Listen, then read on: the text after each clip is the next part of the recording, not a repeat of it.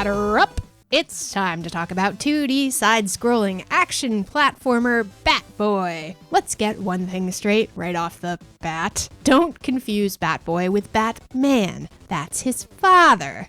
In all seriousness, the two Bat people are definitely not related. When I first heard the title of this game, I was expecting a seedy urban landscape and billionaire-funded crime fighting, but what I got instead was a group of school-age, sports-themed heroes abducted through an interdimensional portal. At least I got the crime part right, since the game opens up on our hero, Ryosuke, and his friends being kidnapped by the villainous and vile Lord Vicious, whose first name must be Sid. I'm just sure of it. Lord Vicious intends to use these superhuman sports prodigies for his own sick amusement, as he brainwashes them and forces them to participate in his trials of darkness. Only Batboy is able to resist his influence and strikes out to save his friends with the help of a sassy crow that never runs out of things to say. You might be surprised to find out that Batboy's primary skill is swinging his baseball bat to ward off baddies. I know, I was shocked too. But that doesn't mean that he can't branch out. Through your gameplay, you'll rescue your brainwashed friends and acquire bits of their skills to expand your repertoire, such as a bull rush, dash, and grapple. Platforming feels challenging but fair, and checkpoints scattered at reasonable increments ensure that I never felt too hopeless, even after striking out time after time after time.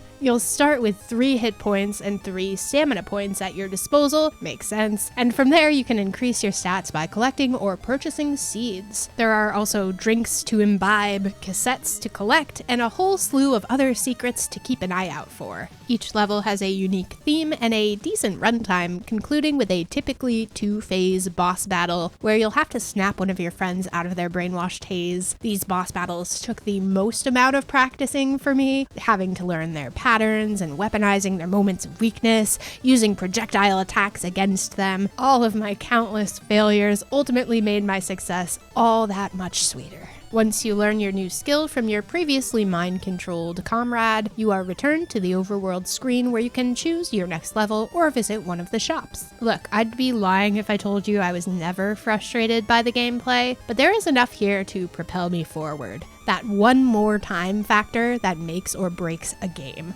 Platforming feels smooth and precise, which certainly helps a ton. I can deal with a death far more gracefully if it's my own damn fault. The new abilities were also fun to experiment with and rarely felt forced. I hate to draw direct comparisons during reviews, but I couldn't help but being reminded of Shovel Knight while playing Batboy. The pixel art style, the character designs, and the gameplay all awakened fond memories of playing Shovel Knight for the first time, and I wasn't mad about it. The story is distinct, and so are the movesets, but there are definitely some clear parallels. However, Batboy reads more like a love letter and less like a ripoff. But the pixel art here is neat and colorful, with charming character portrait art and a wide array of destinations and environments.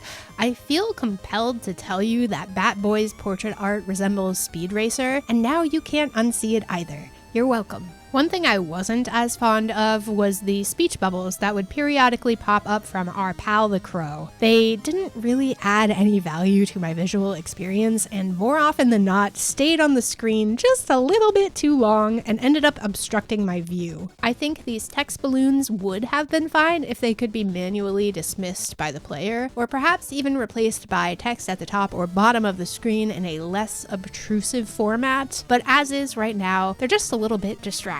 In good news, I only broke Batboy once, getting myself absorbed into a turtle enemy that was flipping itself right side up after being knocked on its shell, which is pretty good for me. I had to manually eject myself out of that awkward situation, which I unfortunately didn't capture on film, but on the bright side, the only progress I lost was within that singular level, so no harm, no foul. Other than that, Batboy ran flawlessly. Speaking of flawless, can we have a moment for the soundtrack? An absolutely killer effort by composer Evader Music here, the same talent behind Super Sammy Roll as well as Smelter. Every song has the chip-based quality, but with vastly different genres that fit the aesthetic of each environment to a T. Tracks never get old, even after being stuck in the same area for an extended period of time, and that's about as glowing of a recommendation as I could possibly give. Batboy is a pixel-perfect platformer for anyone who enjoys a good bit of challenge with that one more time factor. The game even has a built-in speedrun mode and quite literally feels built for that type of competitive nature and difficulty. Despite my shortcomings in this genre, I so love a game that pushes my limits and still feels fun and rewarding. For that reason, Batboy is a home run in my book.